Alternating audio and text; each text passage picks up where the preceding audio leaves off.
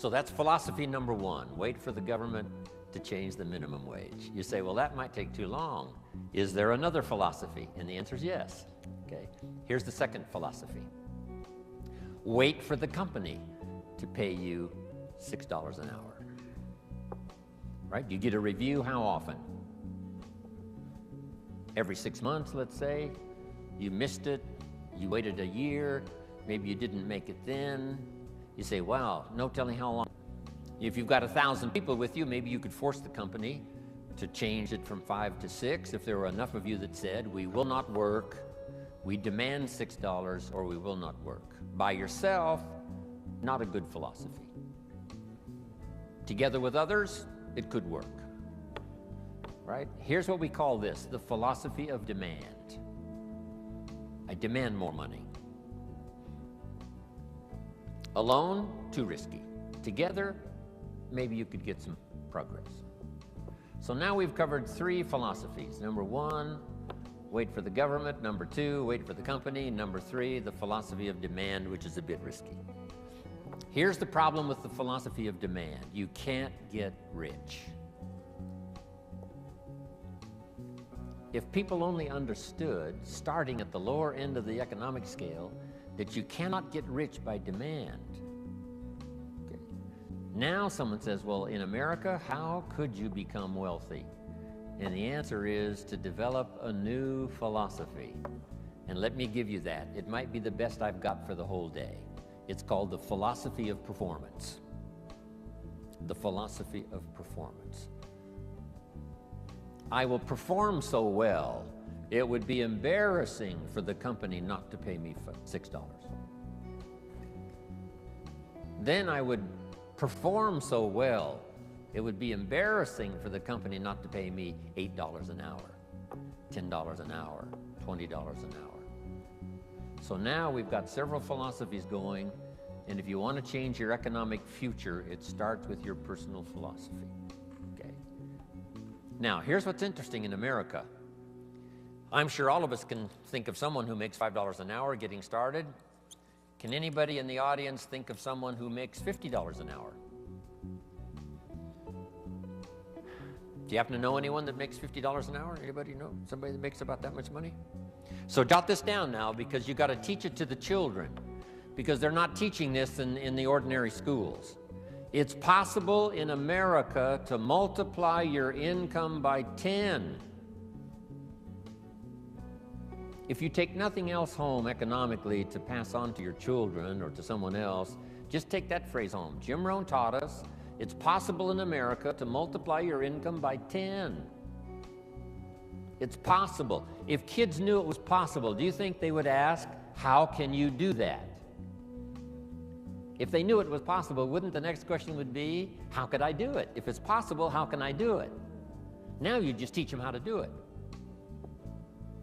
How to multiply your income by 10. Now jot this down. A good economic question. Once you've multiplied your income by 10, is it possible to multiply it by 10 again? Not only to multiply it by 10, but to multiply your income by 10 again. Do you know anybody that makes $500 an hour? Can you think of someone? Makes $500 an hour? Right, my Beverly Hills lawyer makes more than $500 an hour. So jot this down. It's not only possible in America to multiply your income by 10, it's possible to multiply it by 10 again. Do you think kids would be excited to hear this philosophy? I'm sure they would. How can you multiply your income by 10 and then multiply it by 10 again? Now, if you multiplied it by 10 and then multiplied it again by 10, would it be possible? Would it be possible to multiply it by 10 again? Can you think of anybody that makes $5,000 an hour? What do you think I get paid? I mean, this is such exciting stuff. I'm a kid from the farms of Idaho. I was 25 years old before I learned that you could multiply your income by 10 and then multiply it by 10 again and then multiply it by 10 again. This is mind-boggling stuff. $5,000 an hour. Now, would it be possible? Would it be possible to multiply it by 10 again? $50,000 an hour.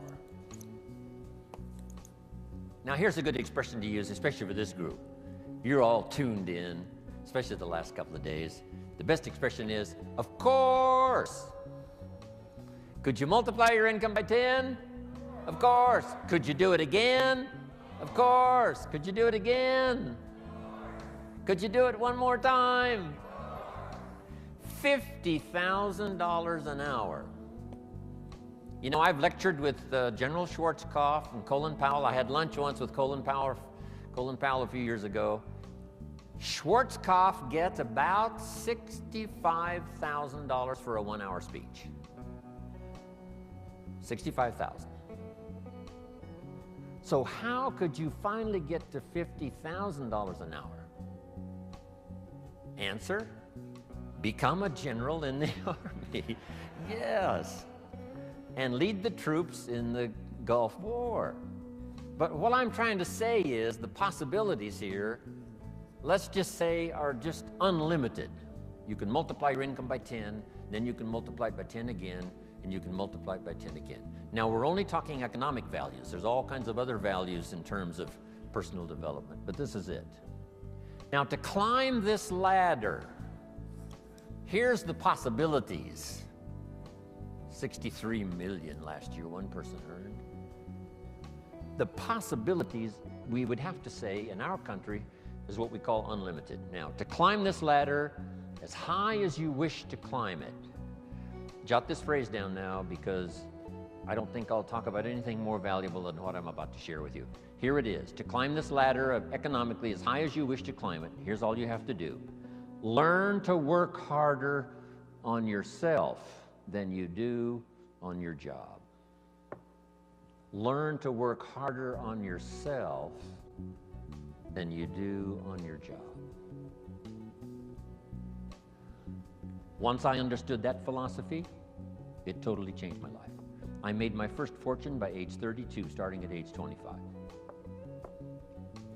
And I've made and lost a few fortunes since then.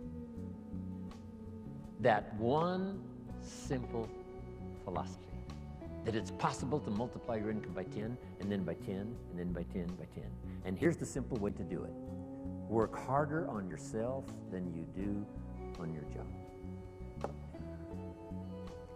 Here's how it was put to me. If you work hard on your job, you can make a living, which is fantastic. If you work hard on yourself, you can make a fortune, which is super fantastic. At age 25, I went to work on myself. The difference in my economic future was so startling, even in the early years, that I never went back to the old ways. I never went back to the old philosophy. I never went back to the old disciplines. I accepted the new ones, and it changed my life forever. Unbelievable. Here it is in philosophical terms. Just jot this phrase down. This is a good one. Success is something you attract by becoming an attractive person. Success is not something you pursue. Success is something you attract by the person you become, by becoming an attractive person. Now, what could you think of that would start to make you more attractive to the marketplace? This is such simple ABC stuff. Okay? Let me give it to you. Let me start with this. Jim Rohn's view of the 21st century. We've begun a new century, 21. We've begun a new millennium, number 7. Some scholars hold great significance to this 7th millennium. And I think it's probably true. It's going to be the most extraordinary time in the history of the human race, I think. And these opening years now of the new millennium and the new century, how could you take advantage of this extraordinary time in human history and make for yourself an extraordinary life? Because it's all possible. So jot this little quote down now. It's one of the best I've come up with, I think, lately. And I'll just quote it slowly so you can jot it down and take it home. Here it is. From testimonials and from personal experience, we have enough information to conclude that it's possible to design and build and live an extraordinary life. From testimonials and from personal experience, we have enough information to conclude that it's possible to design and build and live an extraordinary life. I'd like to have you think about that, not just here, but even after you've gone back home. Think about it at least often enough to say, I think that's true. From testimonials and from personal experience, we have enough information to conclude that it's possible, it's not a guarantee, but it's possible to design and build and live an extraordinary life. Now, if you believe that and accept it, you just simply use that as a foundation, as the fundamentals. So now jot this down. Jim Rohn's view of the 21st century. Number one, unprecedented opportunity. Unprecedented opportunity. These are probably going to be the most extraordinary times in the history of the human race, 6,000 years of recorded history. We got through the last millennium. We especially got through the last century, a bloody century, the 20th century. Hopefully those major wars of devastation and destruction are behind us. World War II claimed 50 million lives. 19 million of them were Russian. The devastation of the 20th century was unparalleled and unprecedented. The savagery was unbelievable. The Holocaust was insanity of the most unbelievable kind. Hopefully that is in the century past. And that we have a new chance in a new century to build a new world and a new country and a new future. With all of the challenges. With Saddam Hussein, with the terrorists and all the rest. Once the walls came down, about 12, 13 years ago, and I was just in Berlin the other day lecturing and had a chance to go to the Brandenburg Gate, Checkpoint Charlie, see part of the old Berlin Wall. Once those walls came down 13 years ago, the world now has forever changed. Because here's how the history of the human race reads. Opportunity mixed with difficulty. Sometimes more difficulty than opportunity. The history of the human race reads tyranny and liberty. Sometimes more tyranny than liberty. But now the world has totally changed. Since communism is on the run, the dictators, most of them are all gone. When I used to lecture years ago in South America, every country had a dictator. Now they're all gone. Castro and a few are left, but that's it. And they will soon all be gone. Within a short little period of the rest of our lifetime, all the dictators will be gone. A new wave of economic uniqueness, capitalism, free enterprise, liberty, freedom, democracy is absolutely sweeping the world. So for a long, dark time, there was more tyranny than liberty. Here's what is unique about this new Century 21, more liberty than tyranny. More freedom than oppression. This is an unprecedented time.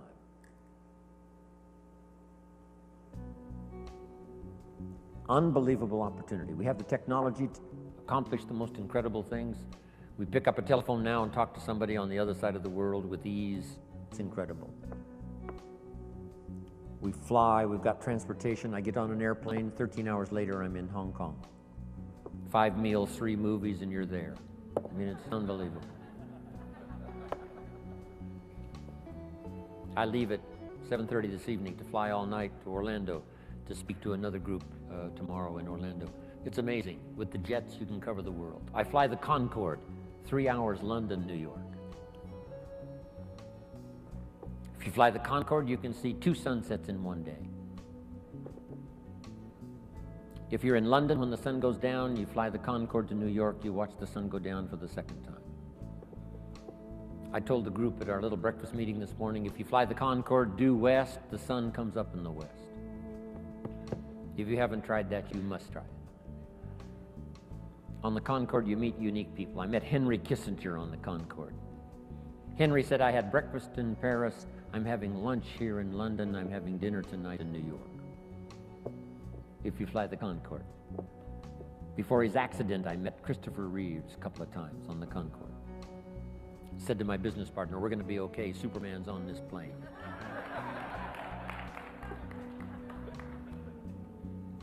This is unprecedented opportunity now, the 21st century and the beginning of the 7th millennium. These are extraordinary times. Now here's number 2. However, keen competition. World competition. We're dealing now with Iraq. A big part of it is competition. Hopefully the nations of the world will settle a big share of their differences so we can develop unique economic, social, personal prosperity for the future with limited conflicts. No more horrors, no more holocausts, hopefully. But with the human race, you always have to keep your fingers crossed. Who knows? But I think it's going to be a time of unprecedented opportunity, but unique competition. Now, to take advantage of the 21st century and this opening of the new millennium, how could you use the opportunity? Mind. Now that you've arrived, told me your story, I'm beginning to see the light. Words. The old prophet said this, words are like a lamp for your feet, so you can see where to walk. And words are like a light for your pathway, so you can see where to go. With words, you can show somebody where to step and where to go. Wow. I said a little prayer before I left my hotel room this morning and asked God to give me a little stronger gift of words today so that my words might have meaning. Maybe I've caught you at just the right time. Maybe this is the moment for you.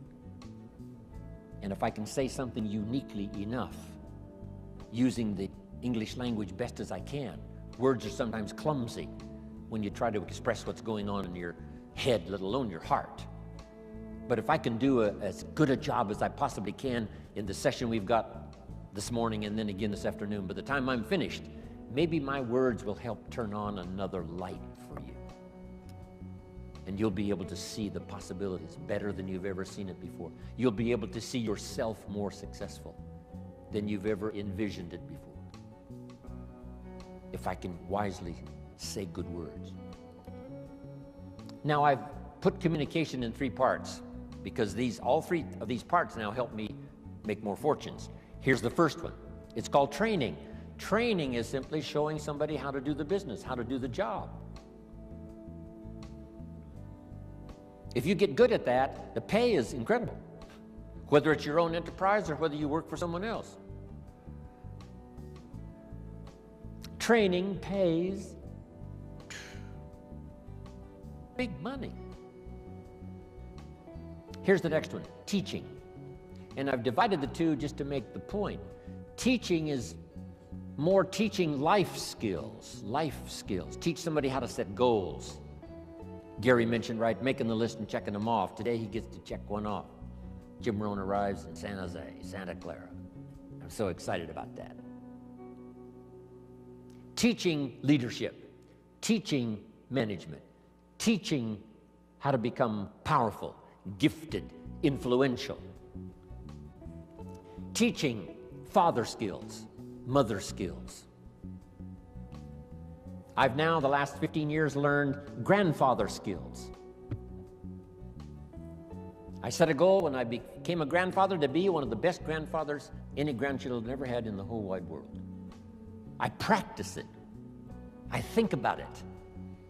How to use my newfound life as a grandfather and learn every skill possible to dazzle my grandchildren.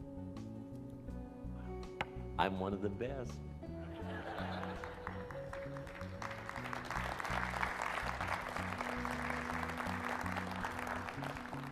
So teach people how to be good fathers, good grandfathers, good mothers, good leaders in the community.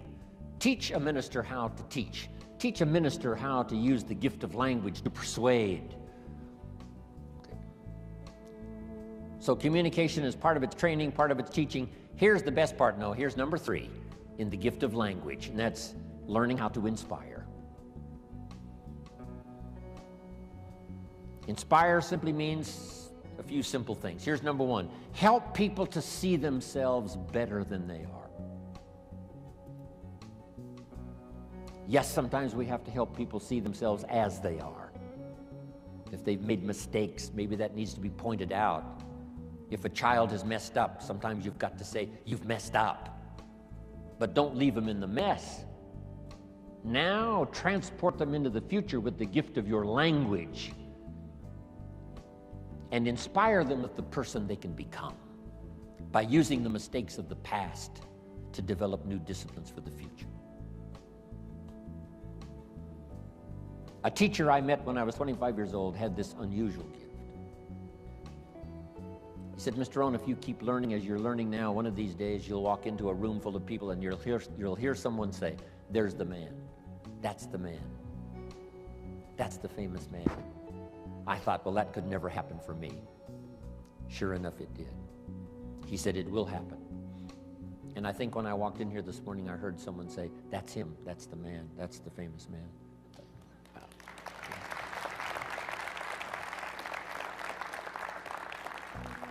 You must transport your children into the future. Yes, you have to take them back to review their mistakes, but don't leave them there. Now transport them into tomorrow. Transport your children into next week. Help them to see themselves 30 days from now, 90 days from now, 6 months from now. Help them to see themselves successful. It's your gift of language that can do that. Help them to have faith for themselves and faith for the future.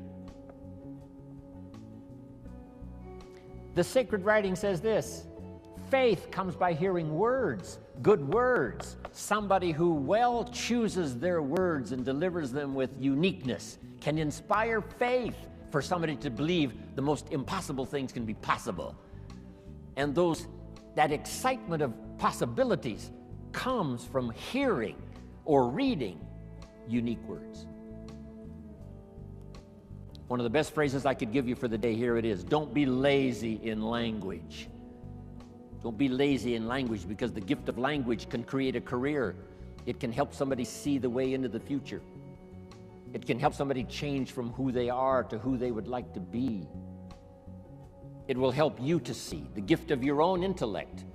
There's an innate vocabulary in all of us that helps us to see, helps us to translate what's going on in the world, what's happening, so that we can make good decisions instead of poor ones. We can make less mistakes this year than we made last year.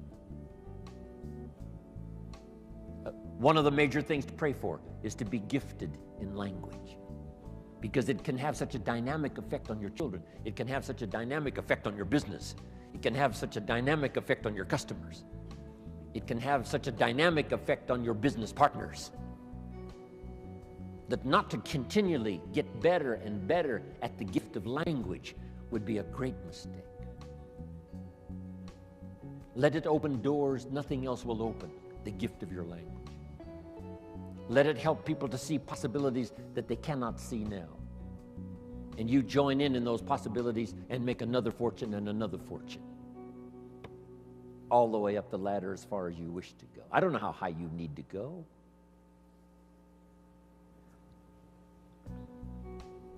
What were the instructions given to the first couple after the garden experience, Adam and Eve, according to the storyteller?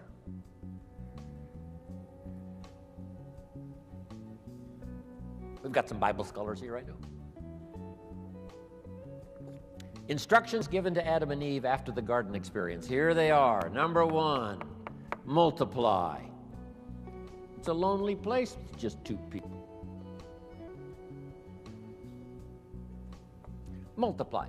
But here's one now that is so extraordinary, and I'm going to cover a little bit more of it during our ongoing session here today. Here was the second one. Be fruitful. Be fruitful. Kind of an interesting phrase. When I lecture in other countries, sometimes it's difficult to find the right translation for be fruitful. Here's what I think fruitful means. Be productive. The example might be a tree, a fruit tree. Plant a fruit tree. Now, why do that? It's very simple. Teach it to your children. Number one, to survive. The first instinct is to survive. So be productive enough to survive. Be productive enough for your own survival. But is that the end of it? And the answer is no, that's only the beginning of it. To produce enough for yourself is only the beginning. What's the rest? Here's number two, get married. Now you've got to think of ways to produce more than you need for yourself. And guess what that does? It elevates you to a higher life. If you want to live this higher life of a companion, a wife, getting married, see, that now changes the dynamics of your future. It's called stepping up to a better life. And to step up to a better life, here's what you simply do economically. You learn to provide and figure out a way to provide more than you need for yourself. You think of ways to provide enough for yourself and for someone else. Why think of someone else? Why not just think of yourself? Because that's a very limited way to live, just thinking of your own survival. If you want to live a more flourishing, unique life, you must think now of someone else. So now the man says, I must produce enough for myself and for my wife. Is that the end of the life experience? No. Now have children. Take a risk. Having a child is like a throw of the genetic dice. Who knows what's going?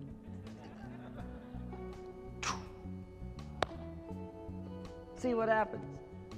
But now a man who now wants the experience of having children must now think of ways to produce enough for himself and for his family. Someone says, why do that? Why not just take care of yourself? Because that's such a beginning way to live. Survival is okay, but it's not the good life. Now take it a step further. Jot this one down. A man now figures out, because he's learned now, he's experienced, and he understands what life is all about. Now he figures out how to produce more than he needs for himself and for his family. Just jot the word down, more. Keep thinking more. How could I produce more than I need for myself and for my family? Someone says, why do that? And the answer is to live a higher life, because now you can be generous. Now you can support worthy projects. Is that it? No. Here's the next one. To produce much more than you need for yourself and for your family. Someone says, why do that? And the answer is to live this higher life.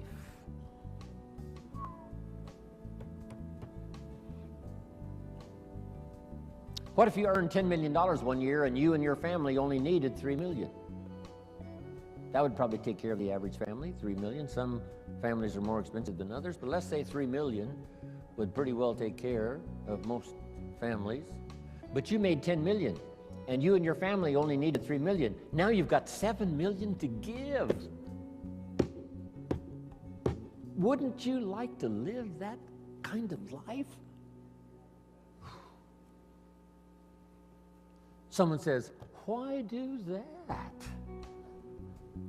And the answer is, the possibilities of economics are so available that if you wish to, you can not only earn enough for yourself and for your family, you can earn more than you need for yourself and for your family, and if you really wanted to, you could earn much more than you need for yourself and for your family.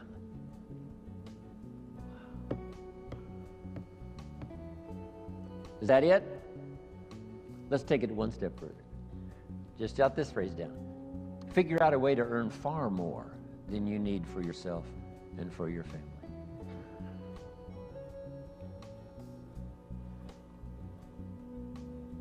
Gary talked about Mark Hughes. I met Mark when he was 19. I still do a lot of work for Herbalife around the world. He started this little company when he was 22, 23, called Herbalife. And he died just a couple of years ago. Mark Hughes, age 44. Guess what he left? Number one, a company worth $680 million, according to the new investors. Here's what he left his son, $350 million. Estimated wealth he created for those who worked for him during the 20 years he was alive, about $3.5 billion.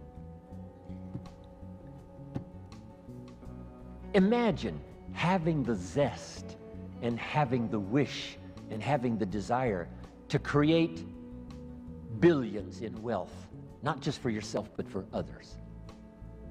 350 million, nice little nest egg for your son. Somebody says, why do that?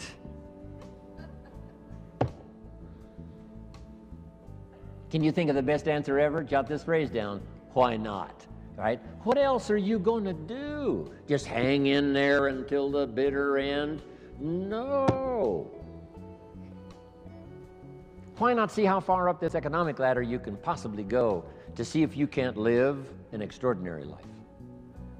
Not just an ordinary life. That's okay. Survival, that's okay. You and your family, that's okay. But if you could think larger than that, so that you really go to work on seeing who you could become in terms of influence, in terms of productivity, in terms of living the little phrase I give you called an extraordinary life. Ordinary would be okay. Extraordinary would be the best. Isn't this good stuff? Couldn't wait to get here and tell you about it.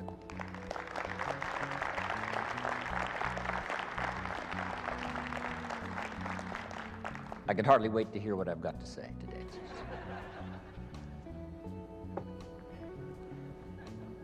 Okay, so number one, to take advantage of the 21st century, make sure I'm on track here.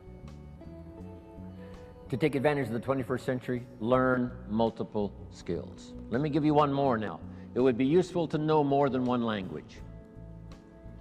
When I travel the world, I have to have translators. The only way I can speak to someone in Japan, or speak to someone in South Africa, or speak to someone in Israel, or speak to someone in Europe, most of the time, I have to have someone translate for me. Somebody has to know more than one language to translate for me.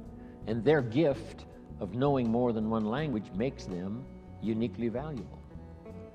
So that would be another wise idea. Learn more than one language, and number two, learn more than one skill. Number two, learn more than one language. When I was growing up, my father spoke German. He was German, but he never taught me German. I could have learned it. My mother was English, but she spoke French, but she never taught me the French. When I was growing up, they said, you know, leave the old world languages behind. This is America now, English, English, English. Now we know much better. My parents, I could have learned 3 languages as easy as one growing up. So, if you think the time has passed for you to learn that second, third language, make this note now. It's one of the best for the day. Give it as a gift to your children. Encourage them to learn the second, third language, as many as they can learn. I asked the teacher one time, how many languages can a child learn? And she said, as many as you will teach them. They don't lack curiosity, they don't lack capacity, they only lack a teacher.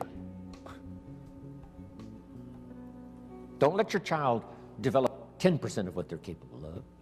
Don't let them develop 15% of what they're capable of. Give them the opportunity to learn as much percentage as possible of what they're capable of. And for yourself. So, multiple skills, multiple languages. Now, what's the rest? Taking advantage of the 21st century. Jot these notes down. Have you got this? Don't want to erase it if you haven't got it.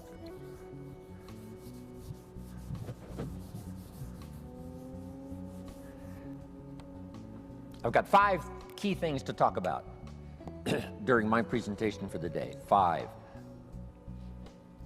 good basic ideas. These are called basics, fundamentals. And it's interesting that I only have 5. How many fundamentals are there to anything? Here's a good phrase, just a few, meaning anybody can learn them. There's just a few fundamentals to being healthy. If someone says, I'm going to teach you the 50 fundamentals to good health, you say, well, that doesn't make sense. There's not 50 fundamentals to have good health. There's just a few. 6, 7, 8, that's about it. If you want to learn to play basketball, you got to learn the fundamentals. How many fundamentals are there to the game of basketball? Just a few. 5, 6, if you become extremely gifted, maybe 7, 8, that's it. That's it. Now here's what's interesting also about fundamentals and basics. There's no new ones. I mean, this stuff's been around for a long time. So beware of someone who says we've got new truths. Say, no, truth is old. It can be, more of it can be discovered, but there's no new truth. If someone says, I'm manufacturing antiques, wouldn't you be a little suspicious? Say, no.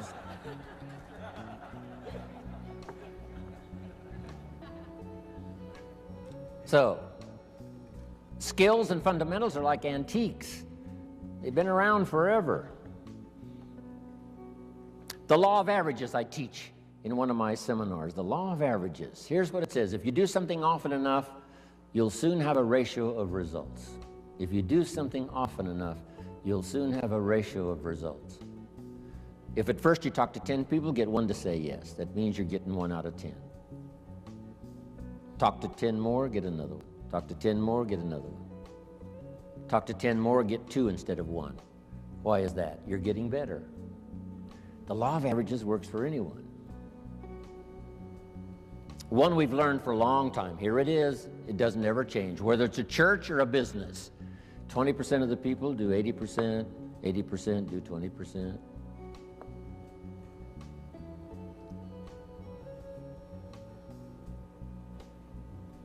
So here's what I learned in time management. You can spend 80% of your time with the 20%, not the 80%.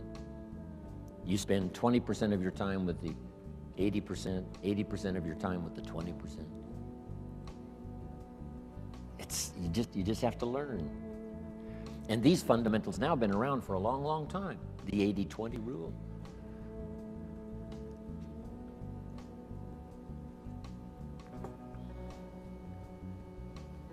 We bring products, tapes, books, videos, right? Things to buy for your ongoing education. We bring books and tapes and CDs, and we bring all that stuff for how many people? You say, well, you'd bring enough for 100% of the people. No. No. No. 20%. You bring all the stuff for the 20%, not the 80%. Isn't that fascinating? 20%.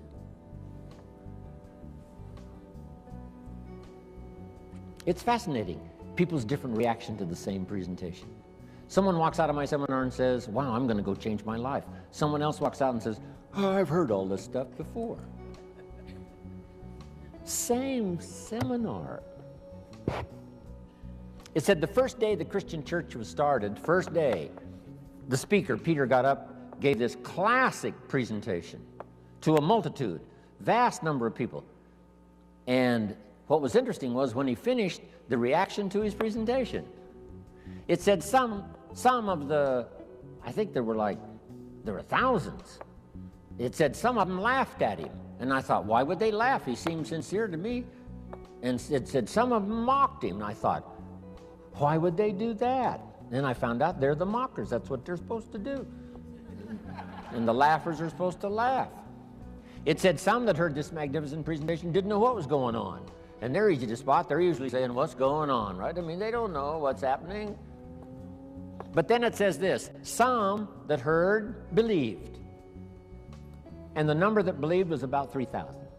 Didn't give us the total, but out of the total, 3,000 said, hey, this is good enough to follow. So that's life. Once you learn the percentages, right?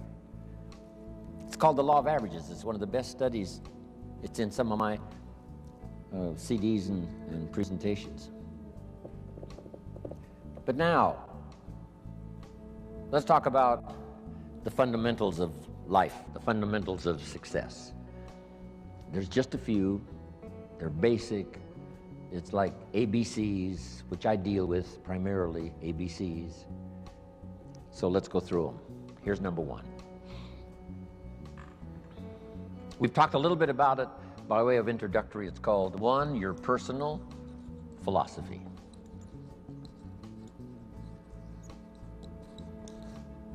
Philosophy is a big subject. Political philosophy. Here's what the communists taught, because I have to deal with it when I go to Russia. The communists taught, capital belongs to the state, not the people. We've taught all these years what?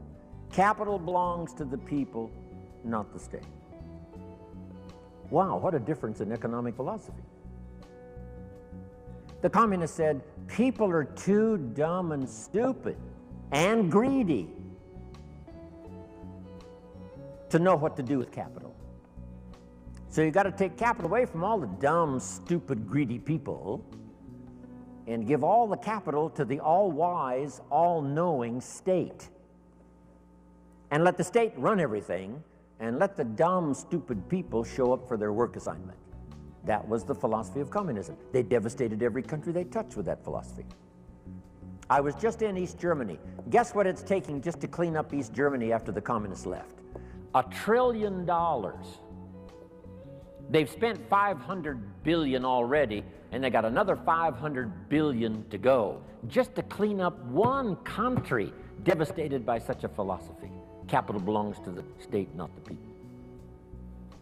Wow. The consequences of philosophy are unbelievably either on the good side or on the bad side. Now, personal philosophy. You know, there's religious philosophy and spiritual philosophy, and there's economic philosophy and social philosophy. Okay? Economic, political, all kinds of philosophies, right? Where did we come from, and where are we going, and what is the meaning of life? Right? Philosophy is a big tent with many different divisions. But the one I want to talk primarily about today, and then expand from that, is your personal philosophy. So jot this down, one of the best notes for the day. Each person's personal philosophy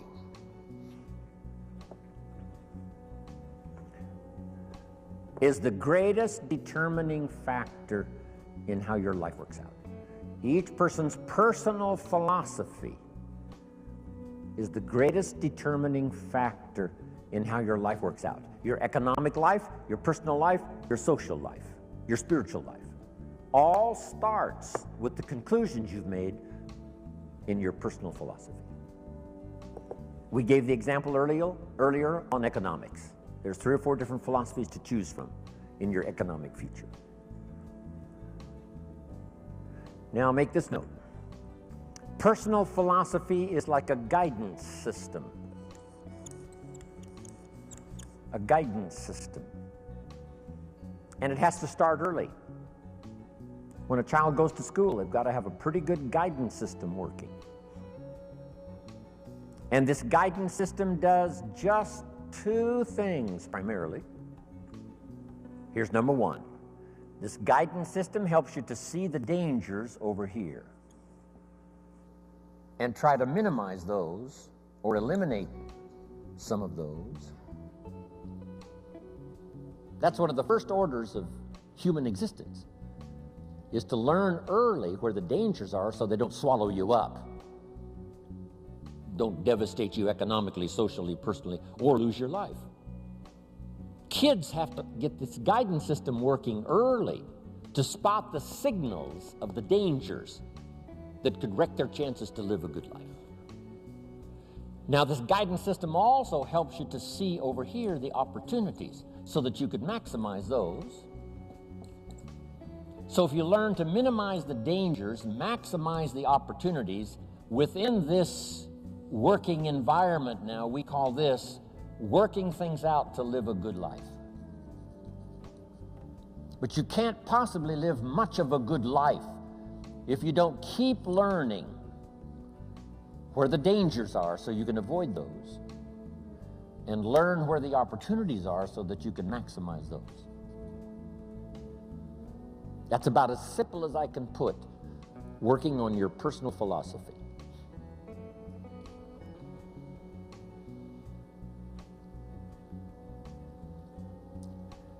Now, why is it this way?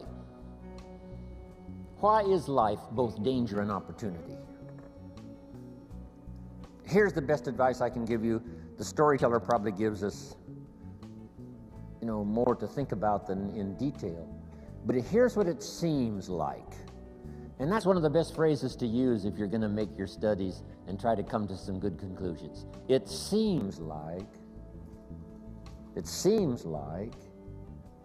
God wished to create for the humans he made a great adventure. Seems like. According to the storyteller, it seems like God wished to create a great adventure for the humans he created. That's the best explanation I've got, seems like. And it seems like God's always wanted some kind of adventure. It said when he was alone in heaven, according to the storyteller, he created all these angels. That must have been fun. Doesn't say how long it took, doesn't say how many. But evidently, he sought adventure. Part of the adventure, I guess, in those early times before the creation, was in heaven with the angels he created. Now then, he also creates an angel that's the best and the brightest of the angels, called Lucifer. And so begins, according to the storyteller, one of the great adventures of all time. And along the way, the idea occurred to Lucifer that he could take over God's place, become God in his place. And he persuaded, according to the storyteller, he persuaded a third of the angels to go with him on this insurrection. So begins an unbelievable adventure. Seems like that's what God wishes, some great adventure. Not just sit up there and float around on a cloud. Create some angels, create Lucifer. Lucifer persuades a third of the angels to go with him in insurrection. Now they lose out, and uniquely enough, according to the storyteller, God doesn't kill them all. That would end the adventure. But rather cast them out of heaven down to earth. And so now continues this unique story of Lucifer and the third of the angels now cast to earth, creates another adventure. Interesting. The Bible is such a fascinating book, giving us seemingly, what God delights in, and seems like God delights in creating this unique adventure.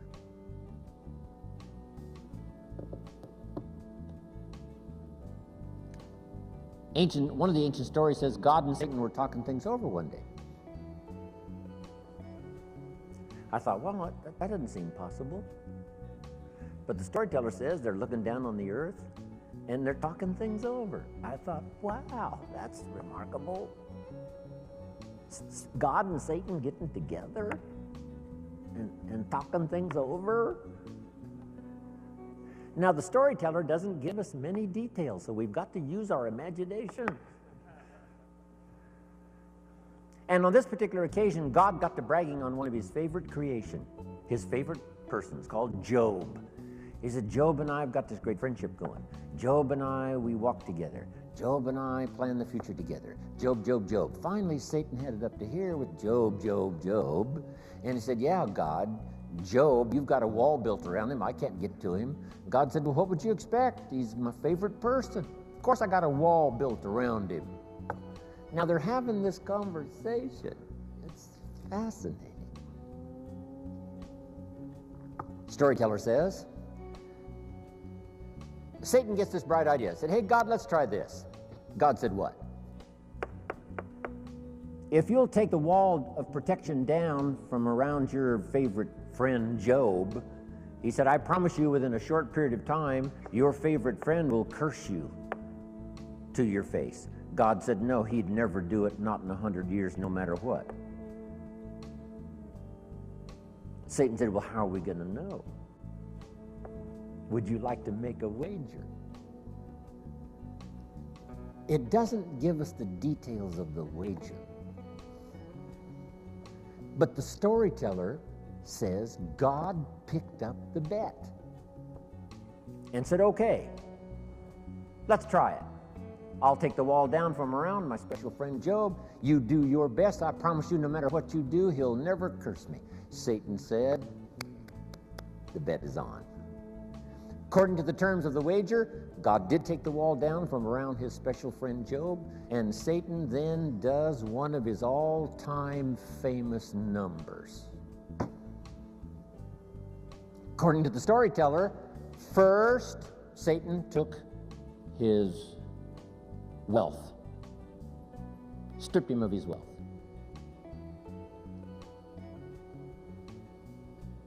Satan said, that'll do it. Where's your friend God?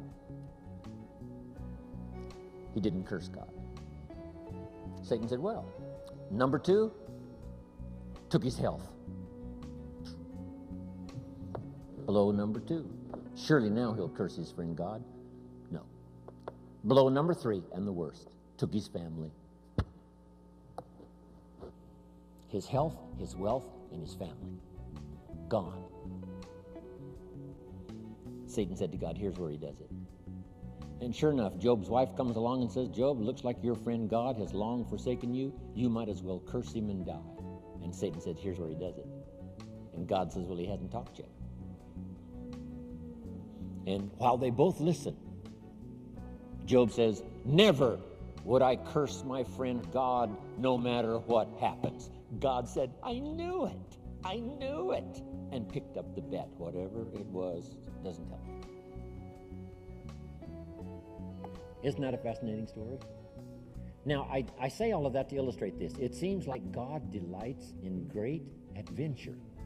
And the only way to have great adventure, it seems like, is to have both danger and opportunity, and us with the possibility of figuring it out.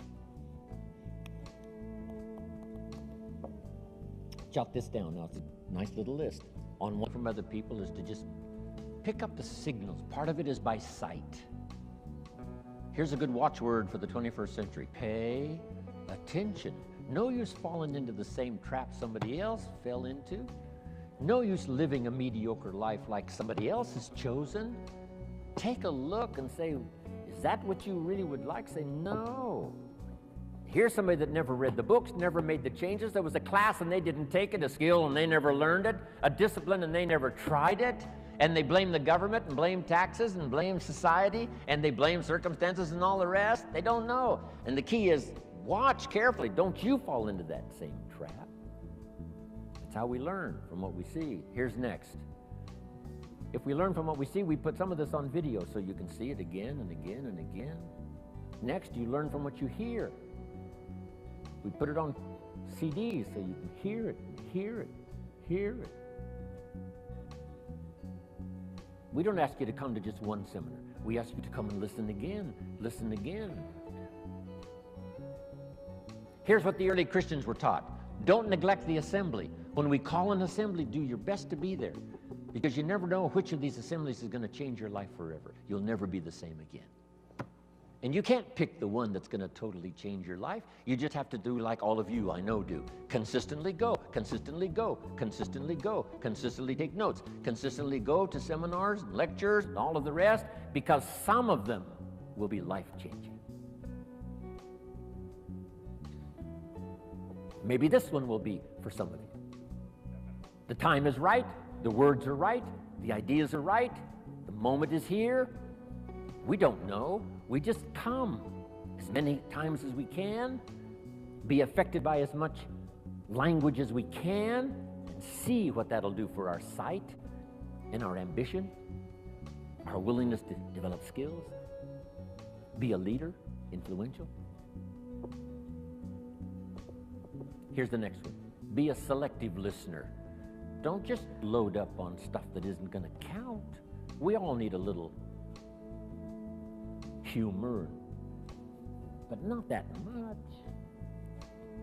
Life is a pretty sober place. It's life or death. It's success or failure.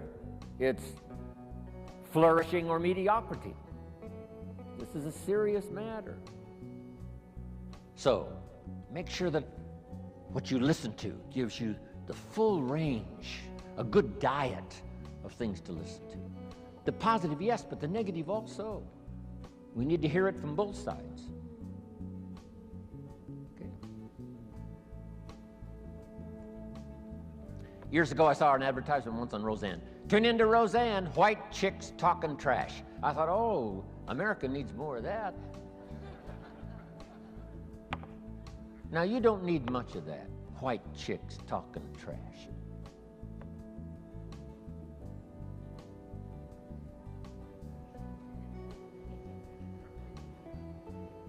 Here's a good note. This is a good one. My teacher taught me when I was 25, stand guard at the door of your mind. Stand guard at the door of your mind. And you decide what to listen to, what not to listen to, how much time to give to what.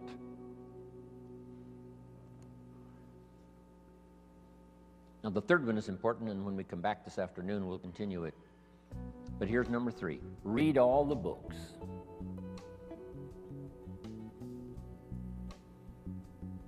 Now, there's millions of books, so you can't read all the books.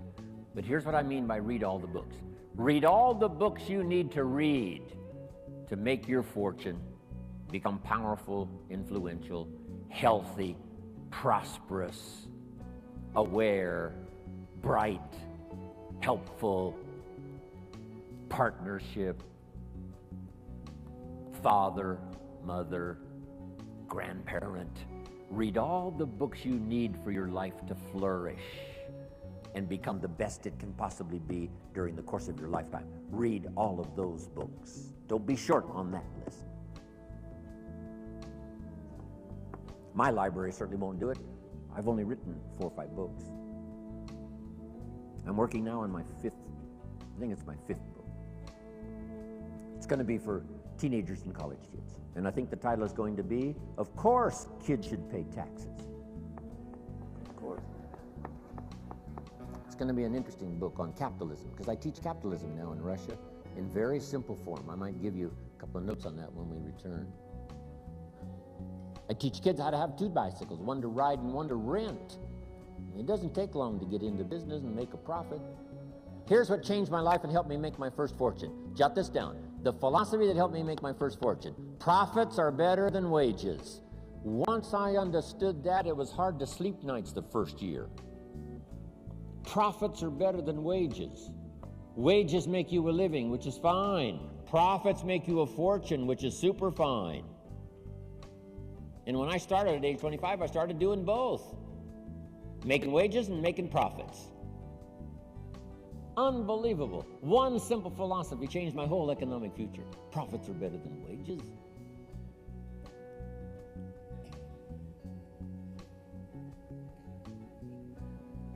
Read all the books necessary. Now, I'm going to give you some. It started my library. I've got one of the best. If you saw it, you'd be impressed. Haven't read everything in my library, but I feel smarter just walking in it. Right. Okay, Gary, where are you? enough for the first go-around here. We'll be back this afternoon with some more. Thank you for your patience. Appreciate it very much. God bless. Amen. Ladies and gentlemen, Mr. Jim Rohn. Wow. Thank you. Thanks, Gary.